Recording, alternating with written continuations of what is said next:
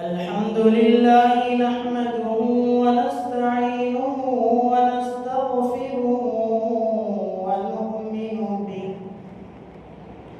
ونؤمن به ونتوكل عليه ونعوذ بالله من شرور أنفسنا ومن سيئات أعمالنا من يهده الله فلا مضل له ومن يضلله فلا هادي له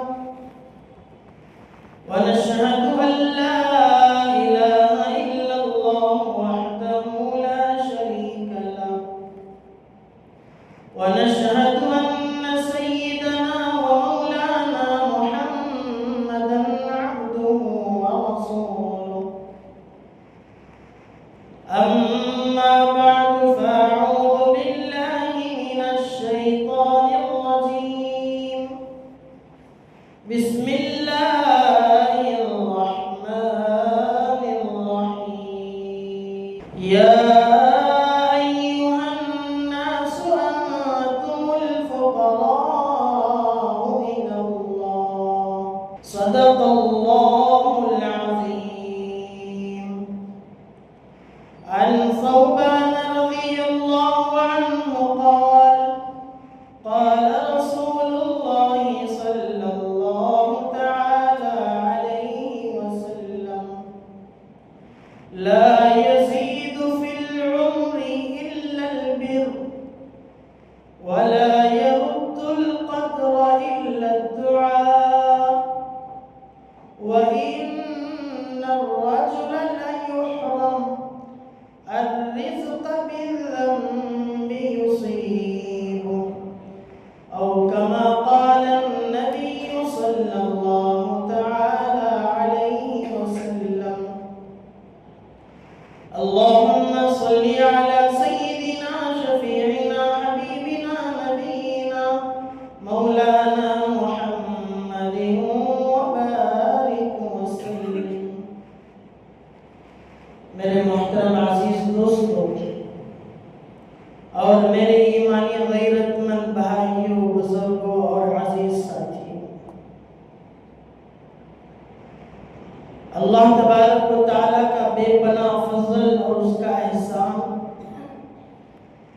کہ اس نے مجھے اور آپ کو ایک ایسے پیغمبر، ایک ایسے رسول اور ایک ایسے ہادی اور ایک ایسے نبی الرحمت صلی اللہ علیہ وسلم کی امت میں پیدا فرمایا جن کی شریعت میں قدم قدم پر انسانوں کی رہبری ملتی ہے، قدم قدم پر انسانوں کو ہمدردی کا درس ملتا ہے، میانہ روی کا درس ملتا ہے، آگے آنے والے حالات کا درس ملتا ہے، پریشان حال کی دلجوئی ہوتی ہے، بیمار کی تیمارداری کی جاتی ہے، پریشان حال کی پرسان حال ہوتا ہے۔ جس معاشرے میں آدمی زندگی گزارتا ہے اس معاشرے میں نبی آخر الزمان صلی اللہ علیہ وسلم کے چاہنے والے ایسے لوگ ہوتے ہیں جو لوگوں کی رہبری اور رہنمائی فرماتے ہیں۔ الغرض میرے عزیزوں، میں نے آپ حضرات کی خدمت میں قرآن شریف کی جو آیت اور ذخیر احادیث میں سے حضرت ثوبان رضی اللہ عنہ کی ایک مختصر سی روایت پڑھی ہے، اس کا مفہوم یہ ہے اور اس آیت سے حاصل کیا جانے والا سبق کہ آج کے دور میں اب کے لوگوں کے حالات اور ان کے گزرتے دنوں کا جائزہ لیا جائے تو انسانی دنیا میں ہر کوئی پریشان نظر آتا ہے۔ انسانی معاشرے کی دنیا کا ایک بڑا طبقہ، ایک بڑا مجموعہ یا تو کمائی نہ ہونے کی وجہ سے پریشان ہے، یا جس کی کمائی ہوتی ہے مہنگائی کی وجہ سے پریشان ہے، یا جس کے پاس صلاحیت اللہ نے دی ہے، مال دیا ہے، لیکن مزید مال کمانے کے وسائل اس کے پاس نہیں ہے. لوگ کمانا تو چاہتے ہیں لیکن کوئی ان کا ہاتھ پٹانے والا نہیں ملتا. بعضوں کے پاس مال تو ہے، وہ کاروبار میں لگانا چاہتے ہیں، کس جگہ لگائے، مقام اور مکان ان کے پاس نہیں ہے. یا بعض لوگ بیماریوں کی وجہ سے پریشان ہیں، یا بعض لوگ ایسے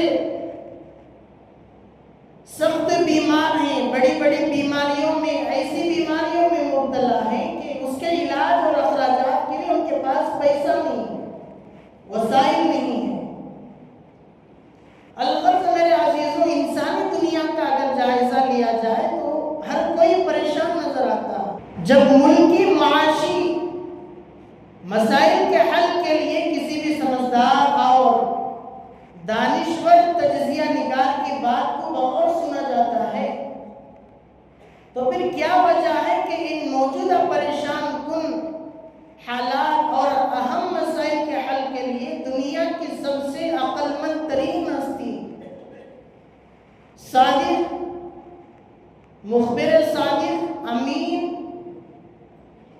حضرت محمد رسول اللہ صلی اللہ علیہ وسلم، جن کے بارے میں رب تعالیٰ کا فرمان ہے وَمَا يَنْطِقُ عَنِ الْهَوَىٰ إِنْ هُوَ إِلَّا وَحْيٌ يُوحَىٰ.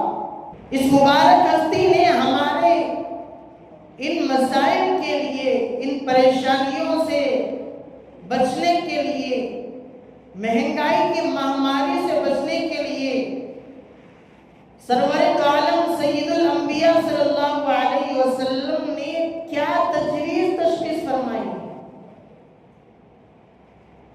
ہمارے مسائل کی حقیقی وجوہات اور حقیقی اسباب وہی ہیں. اس بات کو حقیقی جاننا ہمارے ایمان کا حصہ ہے کہ حالات جو آتے ہیں وہ اللہ کی طرف سے آتے ہیں. بیمار ہوتا ہے اللہ کی طرف سے، مقروض ہوتا ہے اللہ کی طرف سے، بیماری کے عالم میں دنیا سے رخصت ہوتا ہے اللہ کی طرف سے. الغرض جس حال میں جیسی نوبت آ کر آدمی دنیا سے چلا جاتا ہے، ہر مشیت کے پیچھے، ہر کارکردگی کے پیچھے رب تعالیٰ کا ہاتھ ہے، اس کی منشا کا دخل ہوتا ہے. اس بات کو میرے دوستوں اگر ہم مان کر چلیں گے تو ہماری کافی پریشانیاں حل ہو جائیں. بیماری اللہ دیتے ہیں، اسباب کے درجے میں اس کا علاج فرض ہے، اور مصیبتیں اللہ کی طرف سے آتے ہیں، آزمائشیں ہوتی ہیں، امتحان لیتے ہیں اللہ تعالیٰ، دیکھنا چاہتے ہیں.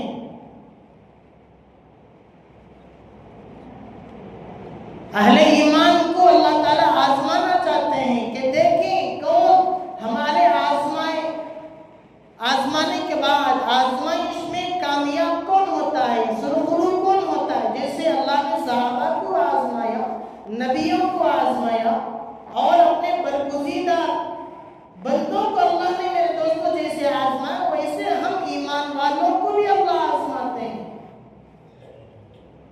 ایمان کر چلنا ہوتا ہے کہ آزمائشوں کا آنا ایمان کا حصہ ہے، اس پر صبر اور استقامت کے ساتھ مقابلہ کرنا، مہنگائی ہو، حالات ہو، پریشانیاں ہوں، مصیبتیں ہوں، آزمائشیں ہوں، یہ سمجھ کر چلنا کہ اللہ کی طرف سے آزمائشیں ہیں.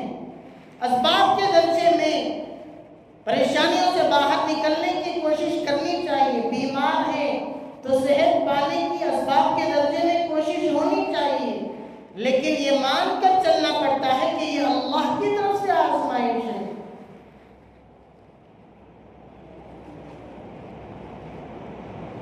پریشانیاں آتی ہیں تو یہ جاننے کے بعد کہ اللہ کی طرف سے آزمائش ہے.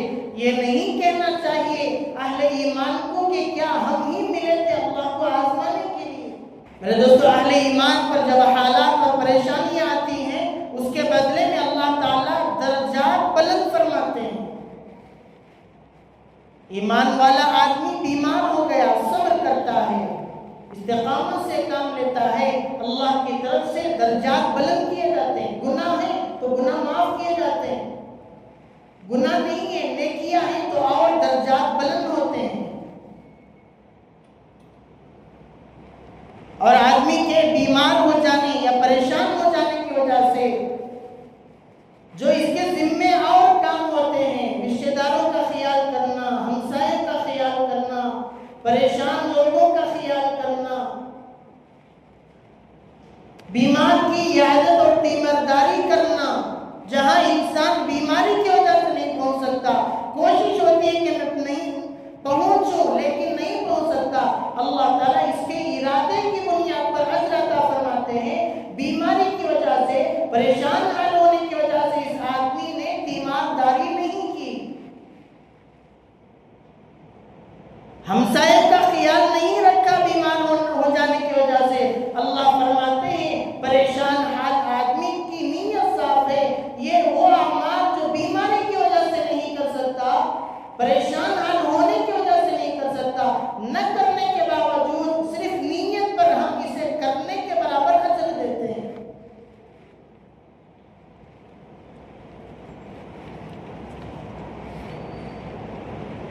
باقی اپنی عقل و فہم سے جو اسباب، جو وجوہات بیان کیے جاتے ہیں، وہ سارے اسباب دنیاوی اعتبار سے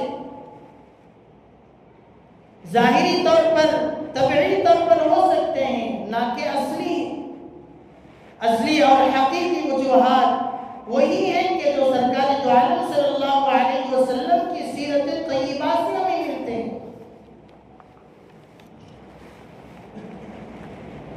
الغرض میرے دوستوں، آج کی دنیا کا اگر جائزہ لیا جائے تو ہر آدمی پریشان نظر آتا ہے.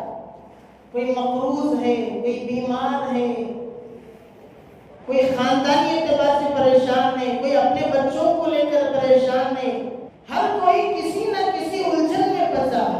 لیکن انسانی دنیا پر جو پریشانیاں آتی ہیں، جو مصیبتیں آتی ہیں، جو مہنگائی آتی ہے، جو اپنی طاقت سے، اپنی حیثیت سے باہر جو اخراجات نکل جاتے ہیں، اس کی کیا وجوہات ہیں؟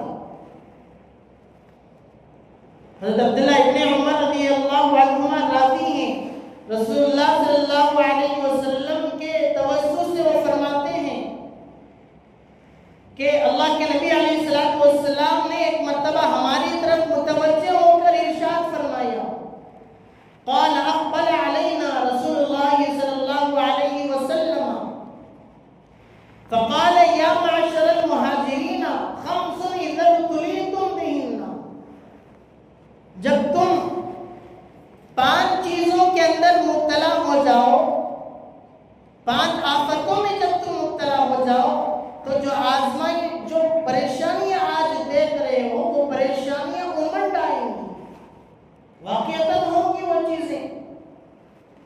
اور فرمایا کہ وَأَعُوذُ بِاللَّهِ أَن تُدْرِكُوهُنَّ، اور ایسے حالات میں مبتلا ہو جانے سے میں اللہ کی پناہ چاہتا ہوں کہ انسانی دنیا پر ایسی آزمائشیں نہ آئے، پریشانیاں نہ آئے. اللہ تعالیٰ بندگان مومن کو ایسی آزمائشوں میں مبتلا نہ کرے جو اس کی طاقت سے باہر، ایسے اخراجات میں مبتلا نہ کرے جو اس کی طاقت اور حیثیت سے باہر، ایسے حالات سے بندگان مومن کو اللہ تعالیٰ نہ گزارے جو اس کی طاقت اور اس کی بساط سے باہر ہو. اللہ کے نبی علیہ السلام نے فرمایا لم تظہر الفاحشۃ فی قوم قط، کہ وہ 5 چیزیں یہ ہیں کہ جب کسی قوم میں علانیہ طور پر پوری کی پوری قوم فحش میں، فسق و فجور میں، گناہوں میں مبتلا ہو جائے تو ان میں طاعون اور ایسی بیماریاں پھوٹ جاتی ہیں جو ان سے پہلے لوگوں میں نہ تھی، مہنگائی ایسی عام ہو جاتی ہے جو پہلے نہیں تھی، کاروباری اعتبار سے آدمی ایسی پریشانی اور اذیتوں میں مبتلا ہوتا ہے جو اس سے پہلے نہیں تھی. حَتَّى يُعْلِنُوا بِهَا إِلَّا فَشَا فِيهِمُ الطَّاعُونُ وَالْأَوْجَاعُ. اللہ تبارک و تعالیٰ ایسی پریشانیوں میں مبتلا فرماتے ہیں جو ان کی طاقت اور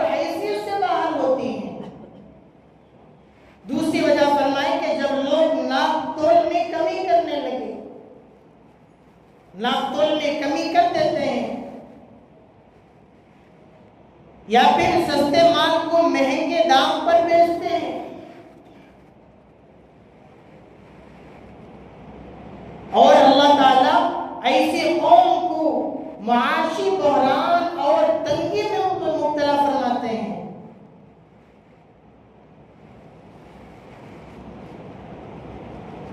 اور تیسرا گناہ جب ہونے لگتا ہے، تیسرا گناہ اللہ کے نبی علیہ السلام نے فرمایا کہ مال ہونے کے باوجود، صاحب حیثیت ہونے کے باوجود زکوٰۃ ادا نہیں کرتے. تو اگر دیکھا جائے میرے عزیزوں، مسلم دنیا کی کتنی بڑی آبادی ایسی ہے جسے اللہ نے اچھے خاصے مال سے نوازا ہے لیکن زکوٰۃ نہیں ادا کرتے. زکوٰۃ ادا کرنا تو چھوڑیے میرے دوستوں، کئی دن گزر جاتے ہیں، صدقہ دینے کی نوبت نہیں آتی اور یہ سمجھ بوجھ تک بھی نہیں ہوتی کہ اللہ نے مجھے مال دیا ہے، میرے مال کا کچھ حصہ غریبوں پر بھی میں لٹاؤں، ان کے لیے بھی خرچ کروں. میرے مال کے ایک حصے پر، ایک مقدار پر غرباء کا حق ہے، رشتہ داروں کا حق ہے، یتیموں کا حق ہے، مفلسوں کا حق ہے، ہمسایوں کا حق ہے، پریشان حال لوگوں کا حق ہے. میرے دوستوں، ہماری اس امت کے ایک بڑی آبادی، ایک بڑے طبقے کے مزاج سے یہ چیز رخصت ہو گئی کہ اللہ نے ان کو مال بھی دیا ہے لیکن صدقہ کرنے کی فرصت نہیں ملتی. جب لوگ زکوٰۃ سے بھاگتے ہیں، لوگوں کو اور ہمسایوں کو، فقراء کو، پریشان حال لوگوں کے تعاون کرنے سے کتراتے ہیں، تو اللہ تبارک و تعالیٰ بارش کو روک لیتے ہیں. لوگ چاہتے ہیں کہ بارش برسے، بے زبان جانور ترس جاتے ہیں کہ اللہ کی طرف سے بارش برسے، لیکن انسانوں کے گناہوں کی وجہ سے اللہ تبارک و تعالیٰ بارش کو روک لیتے ہیں. یا بعض مرتبہ ہمارے گناہوں کی وجہ سے اللہ تبارک و تعالیٰ جانوروں کو بھی، بے زبان جانوروں کو بھی پانی کی نعمت سے محروم فرماتے ہیں. یہ ہمارے گناہوں کا وبال ہوتا ہے. اور جتنی آزمائشیں ہیں، جتنی مہاماری آج ہماری برادری میں ہے، میرے دوستو، اس کی ذمہ داری تک اگر ہم پہنچیں تو ہم میں کا ہر فرد اس کا ذمہ دار ہے.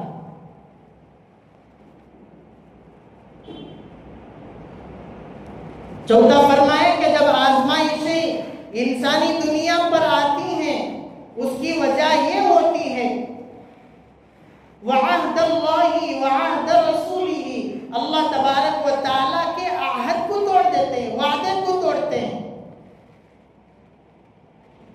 اللہ سے ہمارا ایک وعدہ ہے کہ ہم ہر حال میں اللہ کی مان کر چلیں گے. ہم سب نے عالم ارواح میں اللہ سے یہ وعدہ کیا تھا اور اللہ نے میرے دوستو ہم سے یہ عہد لیا تھا. اللہ تبارک و تعالیٰ نے عالم ارواح میں ساری انسانیت سے خطاب کر کے فرمایا، پوچھا تھا کہ الستو بربکم، کیا میں تمہارا رب نہیں ہوں؟ ہم سب نے کہا تھا، قالوا بلا شہدنا ان تقولوا یوم القیامت انا کنا عن ھذا غافلین. اے پروردگار، آپ ہمارے رب کیوں نہیں؟ آپ ہی تو ہمیں پیدا کیا ہے.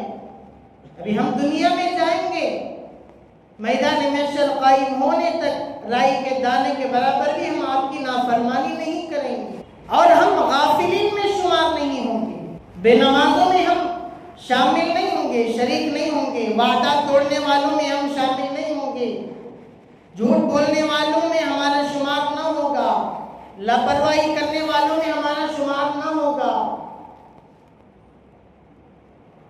وعدہ کر کے ایفائے عہد سے منہ موڑنے والوں میں ہمارا شمار نہ ہوگا، فحش زبان درازی کرنے والوں میں ہمارا شمار نہ ہوگا، جھوٹ بولنے والوں میں ہمارا شمار نہ ہوگا. اے اللہ، ہمارا شمار تو ان لوگوں میں بھی نہیں ہوگا جو مسجدوں کے ویران کرنے کے حصہ دار بنے. میرے دوستو، ہمارے معاشرے کی ایک بڑی آبادی اگر پرسنٹیج کے حساب سے شمار کیا جائے تو 95%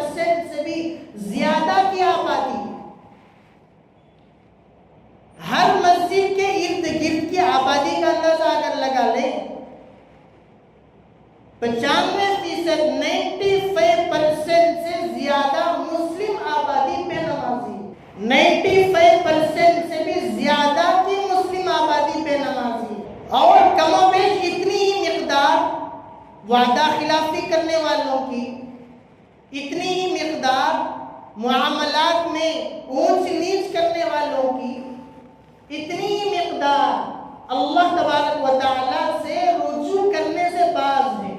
حالات اللہ کی طرف سے آ رہے ہیں، ان میں سے بے شمار حالات کے ذمہ دار میرے دوستو ہمارے ہاتھوں کے کرتوت ہیں۔ بے موسم بارش برس رہی، دنیا کے بیشتر کناروں میں، چپے چپوں میں لوگ پریشان حال ہیں بارش کی وجہ سے۔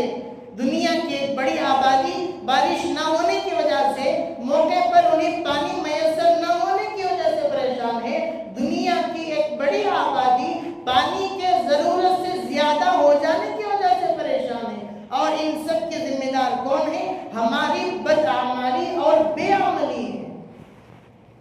اس کے بارے میں اللہ نے فرمایا ظہر الفساد فی البر والبحر بما کسبت ایدی الناس لیذیقہم بعض الذی عملوا لعلہم یرجعون۔ بحر و بر میں جو آفتیں اور آزمائشیں آتی ہیں، بما کسبت ایدی الناس، انسانوں کے ہاتھوں کی کمائی ہوتی ہے۔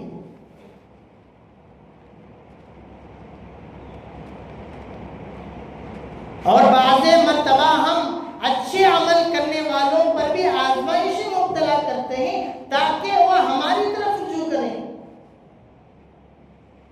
لیکن میرے دوستو ہم میں سے کتنے لوگ ایسے ہیں جو اللہ کی طرف رجوع کرتے ہیں؟ رجوع اللہ کا تو میرے عزیزو ہمارا مزاج ہی ختم ہو گیا۔ تہجد پڑھنے والی آبادی تو میرے دوستو کسی فیصد میں ہم لا ہی نہیں سکتے، ورنہ تو ہمارا تعلق جن اکابرین سے ہے، جن علماء اکرام سے ہے، جن اولیاء اعظام سے ہے۔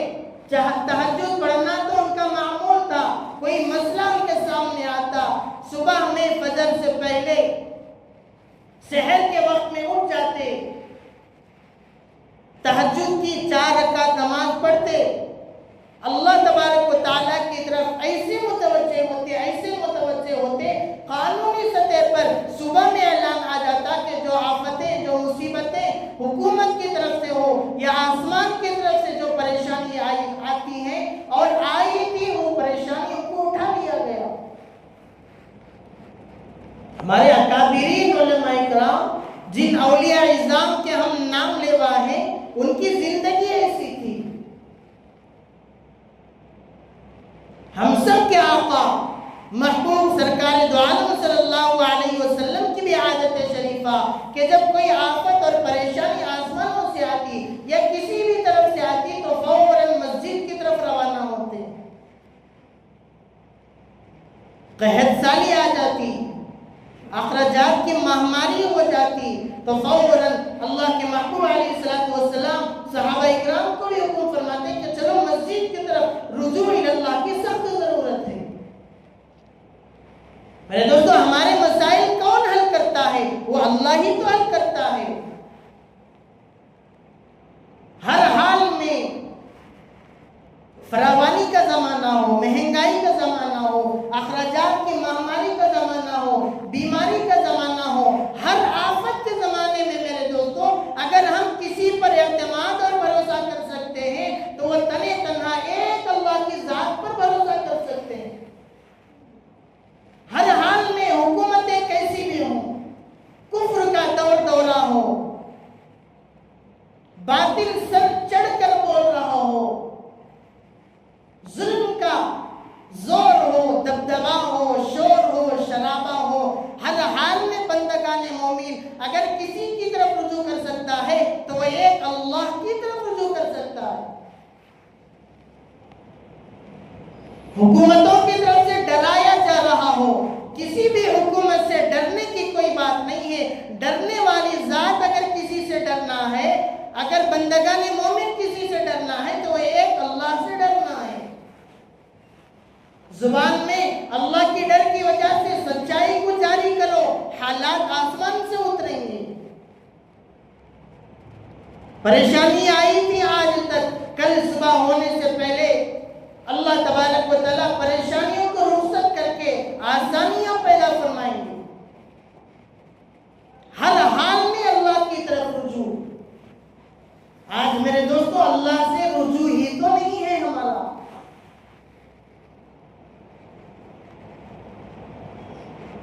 نوافل میں دل لگنا، دعاؤں میں دل لگنا تو کوسوں دور ہو گیا۔ میرے دوستو ہم نے تو فرائض کی بھی چھٹی کی ہوئی ہے۔ اندازہ لگائیں ہمارے اس محلے میں مسجد سے جڑے کتنے مکانات ہیں، اور فجر کی نماز ہماری اس مسجد میں پہلی صف پر ہونا بھی مشکل ہے۔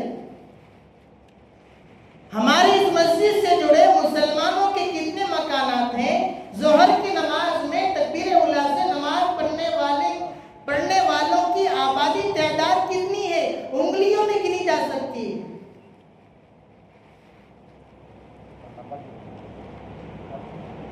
میرے دوستو عبادتوں کو تو ہم نے اپنی زندگی سے رخصت ہی کر دیا ہے۔ اللہ کے خوف کا تو ہماری زندگی میں، ہماری مزاج میں کوئی تصور نہیں۔ یہ خیال بھی تو ہوتا ہے کہ اللہ تبارک و تعالی ہر آن ہر کسی کو دیکھتے ہیں۔ ما يكون من نجوى ثلاثة إلا هو رابعهم ولا خمسة إلا هو سادسهم۔ اگر ہم بند کمرے میں ایک ہیں تو دوسرا اللہ ہے، دو ہے تو تیسرا خالق ہے، تین ہے تو چوتھا مالک ہے۔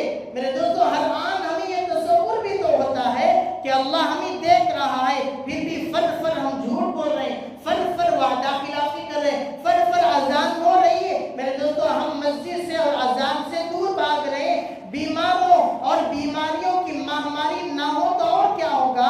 حکومت کے نمائندوں کی طرف سے پریشانیوں کے پہاڑ نہیں توڑے جائیں گے تو اور کیا ہوگا؟ کیونکہ میرے دوستو ہماری زندگی سے اللہ تبارک و تعالیٰ کے خوف اور رسول اللہ صلی اللہ علیہ وسلم کی محبت کو ہم نے رخصت کر دیا۔ اعتماد اللہ سے آج ہمارا نہیں رہا، بھروسہ اللہ کی ذات سے آج ہمیں نہیں رہا۔ لیکن میرے اور آپ کے آقا محبوب کائنات صلی اللہ علیہ وسلم غزوے میں شریک ہیں، کفار کے مقابلے میں جنگ چل رہی ہے، صحابہ ایک کے بعد دیگر شہید ہوتے جا رہے ہیں۔ ایسے موقع پر کہ کفار کی تلواروں سے صحابہ اکرام کی گردنیں دھڑام سے نیچے گر رہی ہیں، ایسے موقع پر اللہ کے نبی علیہ السلام کی زبان سے جو الفاظ جاری ہو رہے ہیں وہ یہ فرما رہے ہیں کہ عراق فتح ہوگا، یمن فتح ہوگا، شام فتح ہوگا، دنیا کا چپا چپا ایک ایک ملک جہاں ظلم کی آبادی ہے، لوگوں پر ظلم کیا جا رہا ہے، مصیبتوں کے پہاڑ توڑے جا رہے ہیں، ہر کچے پکے مکان میں محمد رسول اللہ کا لایا ہوا دین، کلمہ، ایمان، امن اور سلامتی ہر کچے پکے مکان میں داخل ہو کر رہے گا۔ اللہ کے نبی کا یہ یقین اور اعتماد، اللہ کا بھی یہی حکم ہے، لا تخف احدا سوى اللہ، اللہ کے علاوہ کوئی ذات نہیں کہ جس سے ڈرا جائے، لا تعتمد احدا سوى اللہ، کوئی اللہ کے علاوہ ایسا نہیں کہ جس پر اعتماد کیا جائے، لا ترجو احدا سوى اللہ، اللہ کے علاوہ دنیا کا کوئی بھی فرد، کسی کی بھی حکومت، کسی کی بھی شاہی اور سلطنت اس قابل نہیں ہے کہ اللہ کے علاوہ کسی پر اعتماد کیا جائے۔ مہنگائی کی مہاماری، اخراجات کی پریشانی ہے، حکومتوں کی طرف سے ظلم ہوتا ہے، بربریت کے پہاڑ توڑے جاتے ہیں۔ میرے دوستو سب سے پہلے جو کام کیا جانا ہے وہ رجوع اللہ ہے۔ اسباب کے درجے میں جو ہوگا، جو ہونا چاہیے وہ تو ہو کر رہے گا، ہونا بھی ضروری ہے۔